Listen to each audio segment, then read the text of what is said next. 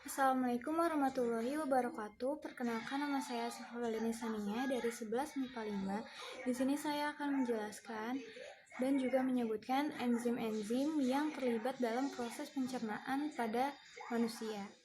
Yang pertama dimulai dari mulut. Nah, di mulut ini kita memiliki kelenjar yang namanya kelenjar saliva atau yang biasa kita kenal dengan ludah.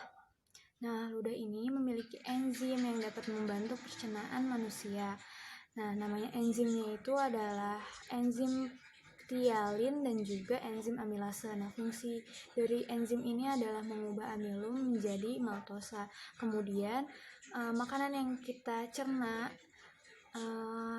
kemudian dimasukkan ke dalam kerongkongan. Nah, dalam kerongkongan ini tidak terjadi yang namanya proses penyerapan enzim-enzim.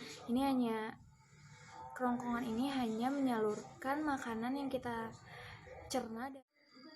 Nah, setelah sampai pada lambung, di sini makanan yang kita cerna disekresikan dan dibantu oleh zat-zat yang diantaranya asam klorida atau biasa kita sebut dengan HCl, kemudian ada enzim pepsin dan juga ada enzim renin. Nah, yang pertama asam klorida ini fungsinya yang pertama itu mengubah peptinogen menjadi pepsin, yang kedua membunuh kuman yang terdapat di makanan yang kita makan, yang ketiga menurunkan pH lambung menjadi asam. Nah, yang kedua adalah enzim pepsin. Nah, enzim pepsin ini dibuat dengan bantuan asam klorida yang mengubah peptinogen menjadi pepsin. Kemudian pepsin ini akan mengubah protein menjadi lipopeptida. Yang ketiga ada enzim resin. Nah, enzim resin ini fungsinya setelah dari lambung, makanan yang kita cerna ini kemudian dialirkan menuju ke usus halus.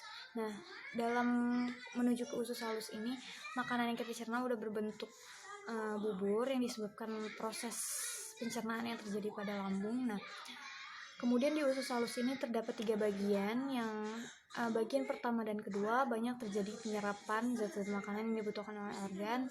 Nah, pada bagian yang ketiga ini tidak terjadi yang namanya penyerapan lagi, karena pada bagian ini makanan yang kita cerna akan disalurkan menuju ke usus besar. Nah, kemudian usus besar akan menuju ke pada bagian yang pertama pada usus halus ini terdapat enzim, diantaranya yang pertama enzim lipase. Nah, enzim lipase ini fungsinya mengubah lemak menjadi asam lemak dan juga gliserol.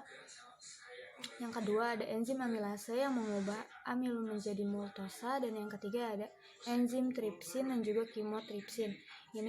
Dia ini mengubah protein menjadi dipeptida.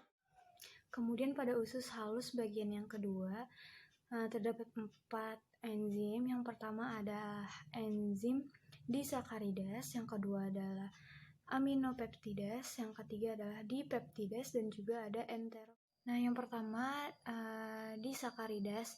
Disakaridas ini dibagi lagi menjadi 3 bagian. Yang pertama ada maltose. Nah, maltose ini dia mengubah maltosa menjadi dua molekul glukosa. Yang kedua ada sukrosa. Nah, sukrosa ini dia mengubah sukrosa menjadi glukosa dan juga fruktosa. Yang ketiga adalah laktase. Dia mengubah laktosa menjadi. Kemudian yang kedua dan yang ketiga yaitu aminodipeptidas dan dipeptidas. Dia ini fungsinya memecah dipeptida asam amino. Nah, kemudian yang terakhir yaitu enterokinase. Nah, dia ini mengubah tripsinogen menjadi tripsin. Sekian dari saya, kurang lebihnya mohon maaf. Wassalamualaikum warahmatullahi wabarakatuh.